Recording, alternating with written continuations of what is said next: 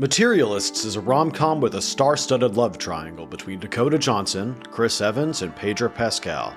The film follows Johnson's character, a professional matchmaker, navigating dating culture herself as she's torn between a seemingly perfect new love and her flawed, imperfect ex. The film started out strong with a scathing critique of modern dating culture and how some people value a partner's material wealth over true compatibility. However, I felt these interesting ideas were overshadowed by the mediocre love triangle. The story had a lot of potential, but in the end, they went with what felt like the safest possible route.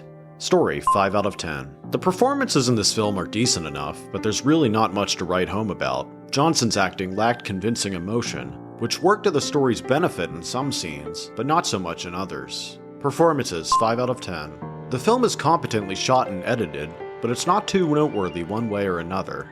One visual I did like was a matching pair of thematically important shots at the beginning and end of the movie. Visuals 6 out of 10. As far as art direction goes, I found this to be a very dry movie. It certainly could have benefited from a more stylized appearance. That being said, there were some nice looking locations that fit for the scenes they were in. Production design 5 out of 10. The score complements the movie well, courtesy of the great Daniel Pemberton of Spider-Verse fame. The soundtrack also has some good song picks, especially for the wedding scenes. Audio 6 out of 10.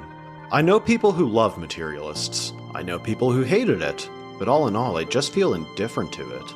While it's far from a terrible experience, I just didn't fall in love with this movie. I give this one 2.5 stars out of 5.